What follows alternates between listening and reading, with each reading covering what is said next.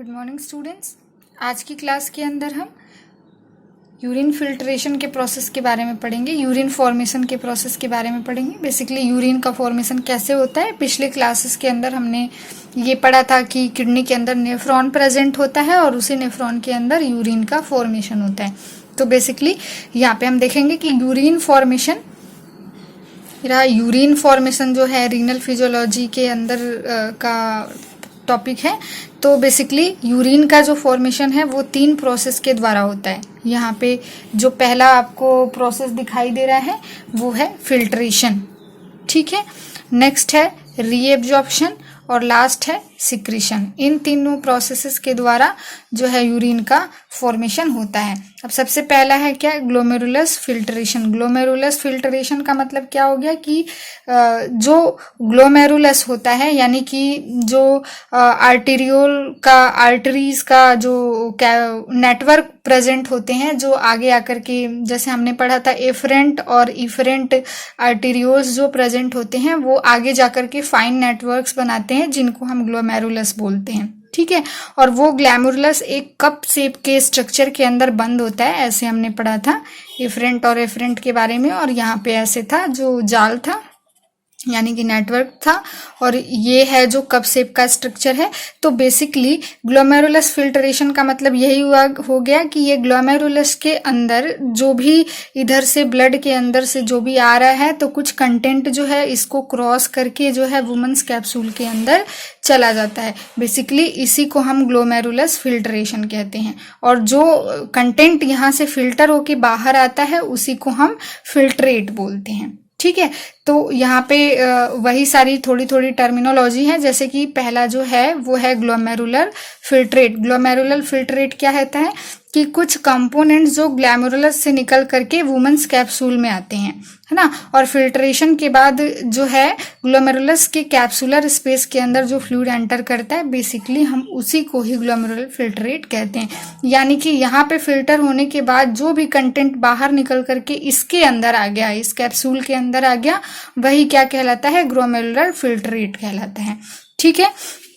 Next है आपका जो दूसरा है वो क्या है, फिल्ट्रेशन फ्रैक्शन। फिल्ट्रेशन फ्रैक्शन का मतलब क्या हो गया कि ब्लड प्लाज्मा का फ्रैक्शन जो किडनी के एफरेंट आर्टेरियोल्स के अंदर होता है। यानी कि हमने पढ़ा था इसमें एक जो है इफरेंट है, दूसरा जो है एफरेंट है।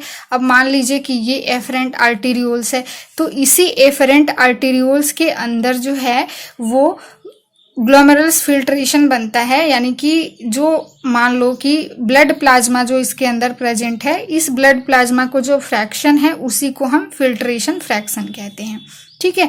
यानी कि किडनी का जो एफरेंट आर्टेरियोल्स होता है उसके अंदर ब्लड प्लाज्मा का जो फ्रैक्शन होता है उसी को ही हम फिल्ट्रेशन फ्रैक्शन कहते हैं, ठीक है। बेसिकली जो फिल्ट्रेट बनता है इसी फ्रैक्शन की वजह से बनता है। और अब तीसरा है ग्लोमेरुलर फिल्ट्रेशन रेट, जिसको हम जीएफआर बोलते हैं। तो जीएफआर बेसिकली क्या है कि जो हमारी किडनी है, किडनी के द्वारा पर मिनट में जो फिल्ट्रेशन किया हुआ वॉल्यूम है, यानी कि जो फिल्टर किया हुआ वॉल्यूम है, उसी को ही हम जीएफआर के नाम से जानते हैं, ग्लोमेरुलस फिल्ट्रेशन रेट। यानी कि पर मिनट में जो किडनी है वो कितना वॉल्यूम जो है वो फिल्टर करके बाहर निकाल रही है, उसी को ही हम जीएफआर के नाम से जानते हैं। और ये हमारे टोटल जो कार्डियक आउटपुट है उसका लगभग 20% होता है, ठीक है। नेक्स्ट है नेट फिल्ट्रेशन प्रेशर, ठीक है। नेट फिल्ट्रेशन प्रेशर का मतलब क्या हो गया कि ग्लोमेरुलस का जो फिल्ट्रेशन है, यानी कि ग्लोमेरुलर के अंदर जो फिल्ट्रेशन का प्रोसेस हो रहा है, वो फिल्ट्रेशन का प्रोसेस 3 तरीके के प्रेशर पे डिपेंड करता है। जो पहला प्रेशर है वो क्या है, glomerular blood hydrostatic pressure. Second है कैप्सुलर हाइड्रोस्टैटिक प्रेशर। थर्ड है ब्लड कोलॉइड ऑस्मोटिक प्रेशर, ठीक है। अब यहाँ पे हम देखते हैं बेसिकली क्या है कि सबसे पहला जो है आपका ग्लोमेरुलर ब्लड हाइड्रोस्टैटिक प्रेशर, जिसको GBHP हम कहते हैं शॉर्ट फॉर्म के अंदर। ये क्या है कि ग्लोमेरुलस में ब्लड के द्वारा क्रिएट किया गया प्रेशर क्या कहलाएगा, GBHP। ग्लोमेरुलस का मतलब ये एफरेंट, ये इफरेंट और यहाँ पे बन गया आपका ग्लोमेरुलस। ठीक है, तो इसके अंदर, इस ग्लोमेरुलस के अंदर हम पेन अगर चेंज करके यहाँ पे समझते हैं कि इस ग्लोमेरुलस के अंदर जो ब्लड है, उस ब्लड के द्वारा जो प्रेशर क्रिएट किया जा रहा है, उसी प्रेशर को हम क्या बोलेंगे, GBHP। और इसका जो वैल्यू होता है वो लगभग 55 mm/Hg होता है। ठीक है, यानी कि ग्लोमेरुलस के अंदर जो ब्लड वॉल्यूम प्रेजेंट है या जो ब्लड प्रेजेंट है, उसी ब्लड के द्वारा क्रिएट किया गया प्रेशर जो है वो ग्लोमेरुलर ब्लड हाइड्रोस्टैटिक प्रेशर कहलाता है। ठीक है, अब ये प्रेशर जो है वो फिल्ट्रेशन रेट को प्रमोट करता है। कैसे कि अगर इसमें प्रेशर ज़्यादा है तो यहाँ से चीज़ें ज़्यादा अमाउंट में बाहर निकलेंगी। अगर यहाँ पे प्रेशर ना हो या प्रेशर कम हो तो कोई भी चीज़ इधर से बाहर की ओर मूव नहीं करेगी। इसीलिए GBHP जो है वो फिल्ट्रेशन रेट को हमेशा प्रमोट करता है। ठीक है, यहाँ पे ये डायग्राम है, इस डायग्राम में भी आप इसको देख सकते हैं। ठीक है, नेक्स्ट है आपका CHP, जिसको हम बोलते हैं capsular hydrostatic pressure. Capsular hydrostatic pressure नाम से ही पता चल रहा है। अब ये क्या है, ग्लोमेरुलर कैप्सूल यानी कि वुमेन्स कैप्सूल में जो प्रेजेंट है फ्लूइड, उसका प्रेशर जो है, वो जो प्रेशर क्रिएट करता है उसको ही हम क्या बोलते हैं, CHP, है ना। यानी कि कैप्सूल, वुमेन्स कैप्सूल के अंदर जो भी फ्लूइड प्रेजेंट है वो जो प्रेशर क्रिएट कर रहा है उसको हम क्या बोलेंगे, CHP बोलते हैं। ठीक है, यहाँ पे देखिए लिखा हुआ है, ग्लोमेरुलस कैप्सूल में प्रेजेंट फ्लूइड जो प्रेशर क्रिएट करता है तथा ग्लोमेरुलस से निकलकर कैप्सुलर एरिया में आने वाले फ्लूइड को ओपोज करता है। यानी कि मान लो हम यहाँ पे एक नया अगर ऐसे स्केच से डायग्राम ड्रॉ करें कि मैंने कहा कि ये आपका जो वुमेन्स कैप्सूल है, इसके अंदर का जो प्रेशर है उसको हम CHP कहते हैं। तो ये CHP क्या करता है कि यहाँ से जो भी चीजें यहाँ आ रही हैं उनको वो आने के लिए ओपोज करता है। ठीक है, क्योंकि इसके अंदर ऑलरेडी एक प्रेशर है, वो प्रेशर क्या करता है कि बाहर से कोई भी चीज अंदर आने के लिए, यानी कि यहाँ पे जो प्रेजेंट है ग्लोमेरुलस के अंदर जो चीजें प्रेजेंट है, जो कंटेंट प्रेजेंट है, उसको यहाँ फिल्टर आउट होकर के आने में हमेशा, मतलब आने को ओपोज करता है या रोकता है। और इसकी जो वैल्यू होती है वो कितनी होती है, 15 mm/Hg। ठीक है, जिसकी वजह से हो रहा है वो है 55 mm/Hg। जो ओपोज कर रहा है उसका जो वैल्यू है वो कितना है, 15 mm/Hg। ठीक है, और फिर यहाँ पे BCOP blood colloid osmotic pressure.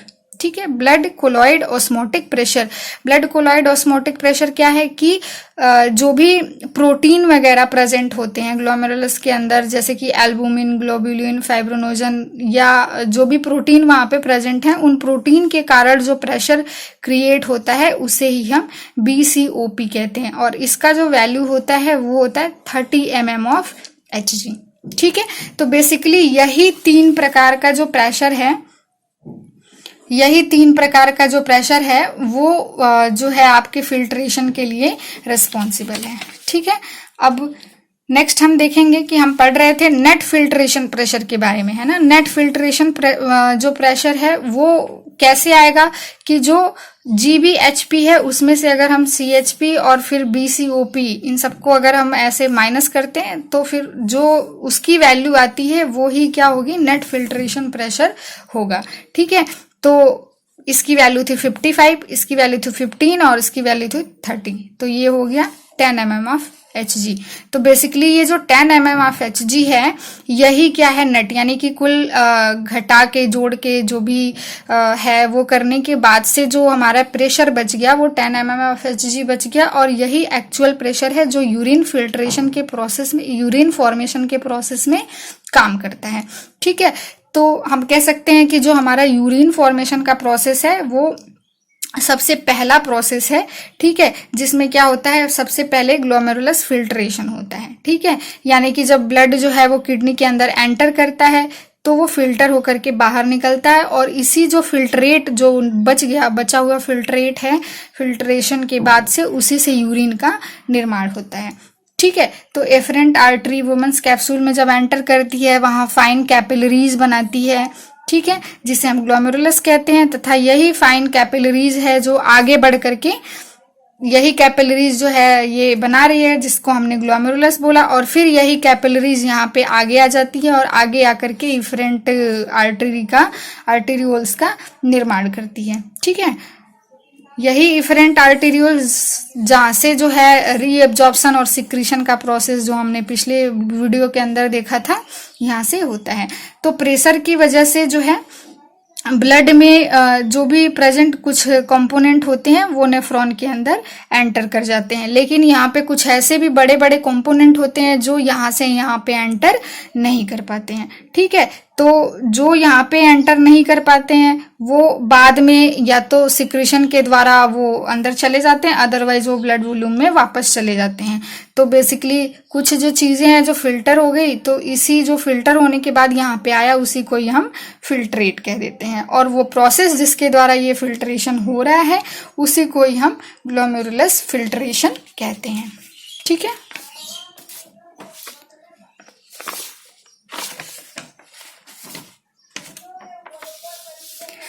अब नेक्स्ट है ट्यूबुलर रीएब्जॉर्प्शन।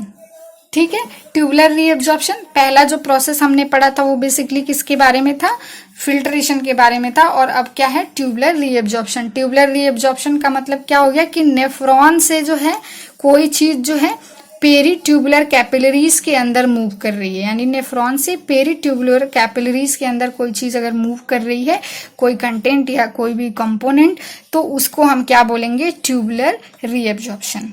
ठीक है, तो बेसिकली जो वाटर होते हैं और कुछ कुछ इलेक्ट्रोलाइट्स जो होते हैं वो यहाँ से यहाँ पे मूव कर जाते हैं, यानी कि उनका रीएब्जॉर्प्शन होता है। और जो तीसरा प्रोसेस है वो क्या है, tubular secretion. Tubular secretion basically क्या है कि जब कोई भी कंटेंट या कोई भी कंपोनेंट जो पेरी ट्यूबुलर एरिया से नेफ्रॉन के अंदर जाता है, यानी इधर से इधर की ओर मूव कर रहा है ना, पेरी ट्यूबुलर एरिया से या ब्लड से हम कह सकते हैं नेफ्रॉन के अंदर अगर जाता है तो उसको हम क्या बोलते हैं, ट्यूबुलर सिक्रीशन, यानी कि इस ट्यूब के अंदर क्या हो रहा है, वो सिक्रीट हो रहा है।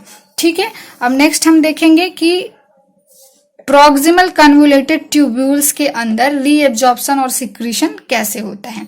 ठीक है, तो अभी पिछले वीडियो के अंदर हमने ये पढ़ा था कि जो प्रॉक्सिमल कन्वोल्यूटेड ट्यूब्यूल्स होते हैं उनमें ब्रश बॉर्डर प्रेजेंट होते हैं। कैसे, जैसे कि ये पीसीटी होती है तो उनमें ऐसे ऐसे ऐसे ऐसे ब्रश बॉर्डर प्रेजेंट होते हैं। ठीक है, इधर से भी, ऊपर से भी, और ऐसे नीचे से भी। तो ये बेसिकली ब्रश बॉर्डर क्या करते हैं कि एब्जॉर्प्शन और सिक्रीशन के सरफेस एरिया को ये इंक्रीज करने का काम करते हैं। ठीक है, तो वुमेन्स जो कैप्सूल होता है उसके अंदर कोई भी जो कंटेंट है, जैसे कि अगर हम यहाँ पे सोडियम के बारे में बात करें, सोडियम आयन के बारे में, तो वो पीसीटी के सेल से मूव होता है। तो जब सोडियम मूव होता है, यानी कि 2 सोडियम आयन अगर मूव होता है, 2 सोडियम आयन, तो उसके साथ में हमेशा एक ग्लूकोज आयन भी हमेशा क्या होगा, मूव होगा। यानी सोडियम का 2 आयन के साथ साथ में एक ग्लूकोज का आयन जो होता है वो मूव करता है। ठीक है, इसके प्रोसेस के बारे में बेसिकली हम यहाँ पे देखेंगे।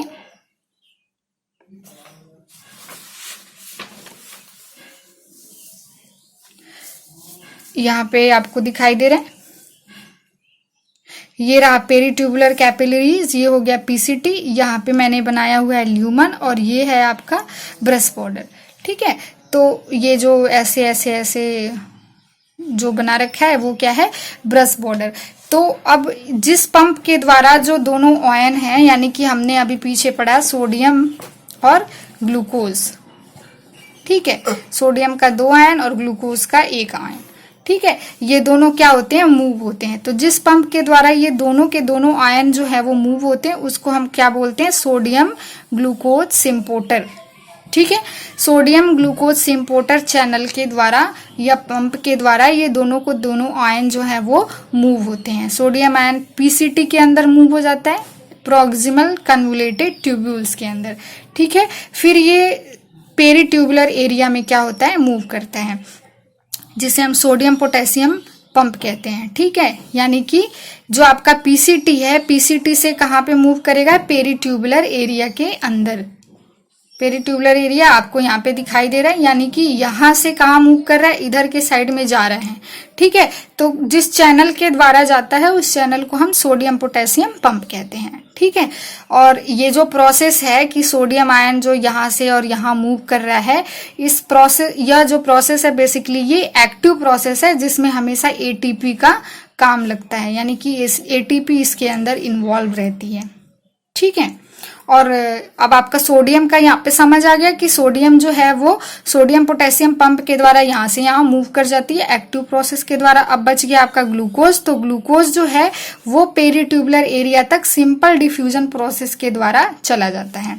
ठीक है, तो इस तरीके से सोडियम का और जो है ग्लूकोज का वो रीएब्जॉर्प्शन हो जाता है। इसी को ही हम बेसिकली क्या कहते हैं, reabsorption of sodium and glucose, sodium and glucose. ठीक है, तो अब बेसिकली आगे हम देखेंगे कि ल्यूमन में जो प्रेजेंट कार्बन डाइऑक्साइड होता है, कार्बन डाइऑक्साइड जो ल्यूमन के अंदर प्रेजेंट होता है वो सिंपल डिफ्यूजन के द्वारा कहाँ पे चला जाता है, पीसीटी में, प्रॉक्सिमल कन्वोल्यूटेड ट्यूब्यूल्स में। ठीक है, और जो ब्लड में प्रेजेंट है CO2, यानी कि यहाँ पे ल्यूमन में जो प्रेजेंट है वो भी आ रहा है, और जो ब्लड में CO2 प्रेजेंट है वो डिफ्यूजन प्रोसेस के द्वारा वो भी पीसीटी के अंदर क्या कर रहा है, मूव कर ले रहा है। ठीक है, तो अब ये जो CO2 है यानी कि कार्बन डाइऑक्साइड है, ये वाटर के साथ क्या होती है, कार्बोनिक एनहाइड्रेज, कार्बोनिक एनहाइड्रेज एक तरीके का एंजाइम है। तो इसी एंजाइम, यहाँ पे देखिए हमने लिखा हुआ है कार्बोनिक एनहाइड्रेज, तो ये हो गया वाटर, ये हो गया कार्बन डाइऑक्साइड। ठीक है, तो वाटर और कार्बन डाइऑक्साइड दोनों कार्बोनिक एनहाइड्रेज के प्रेजेंस में क्या बना लेते हैं, कार्बोनिक एसिड।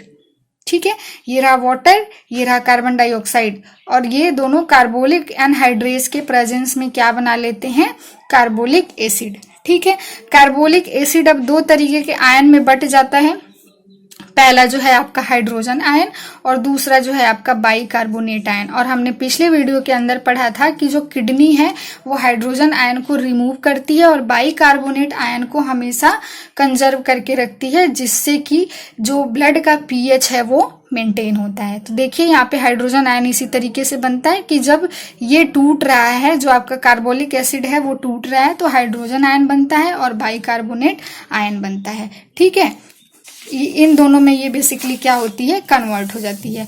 अब बेसिकली यही हाइड्रोजन आयन जो है वो जो आपका, इसी को हम क्या बोलेंगे, basically secretion of hydrogen ion बोलते हैं, जो कि सोडियम के एक्सचेंज में हेल्प करता है और सिक्रीशन के द्वारा ये सीधे सीधे बाहर निकल जाता है। अब बच गया आपका कार्बोनेट आयन, तो कार्बोनेट आयन जो है वो डिफ्यूजन के प्रोसेस के द्वारा अगेन जो है ब्लड में चला जाता है और बफर सिस्टम को मेंटेन करने में हेल्प करता है ना। जैसा कि हमने पीछे अभी बताया कि जो हाइड्रोजन आयन है इसको किडनी रिमूव कर देती है, ठीक है, सिक्रेशन के द्वारा, और जो बाइकार्बोनेट है ये वापस से ब्लड में चला जाता है, ठीक है, डिफ्यूजन के द्वारा, और इसी से ब्लड जो बफर सिस्टम है वो मेंटेन होता है, यानी कि पीएच जो है वो मेंटेन होगा। ठीक है, यहाँ पे इसी चीज को मैंने समझाया है। ये आपका हाइड्रोजन आयन है, ठीक है, तो ये दोनों मिलकर के कार्बोनिक एसिड बना रहे हैं। कार्बोनिक एसिड जो है वो वापस से वाटर और CO2 में कन्वर्ट हो जा रहा है, ये पीसीटी में जाता है और फिर से वाटर से मिलता है और फिर से कार्बोनिक एसिड बनाता है। ये कार्बोनिक एसिड जो है वापस से हाइड्रोजन आयन में और बाइकार्बोनेट में चेंज हो जा रहा है।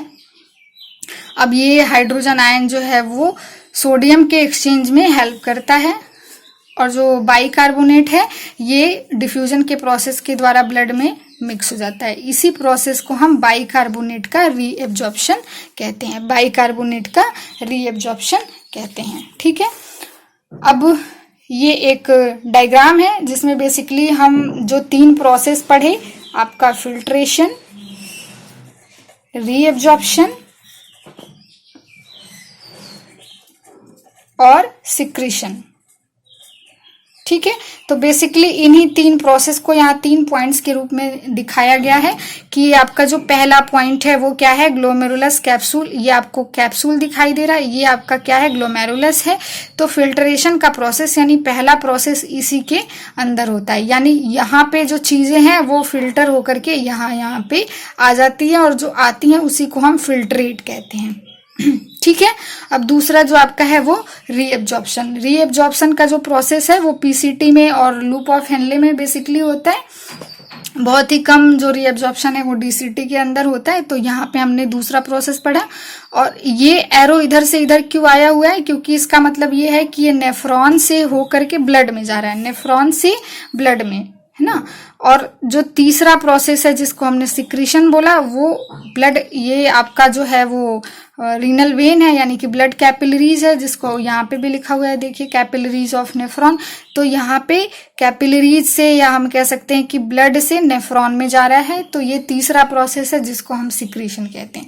तो इस डायग्राम के द्वारा ये दिखाया गया है कि पहला जो है वो फिल्ट्रेशन है, दूसरा जो है रीएब्जॉर्प्शन है जिसमें नेफ्रॉन से चीजें बाहर निकल रही हैं, तीसरा जो ब्लड कैपिलरीज से चीजें नेफ्रॉन के अंदर मूव कर रही हैं। इस डायग्राम में यही दिखाया गया। और यहाँ पे एक छोटा सा क्लू मैंने लिख रखा है कि फिल्ट्रेशन का मतलब क्या है, कि ब्लड से कुछ कंटेंट जो है वो नेफ्रॉन के अंदर मूव कर जाती हैं, है ना, फिल्टर आउट होकर के, ब्लड के अंदर से कुछ कंटेंट फिल्टर आउट करके, यानी कि फिल्ट्रेशन के प्रोसेस के द्वारा नेफ्रॉन में चली जाती हैं।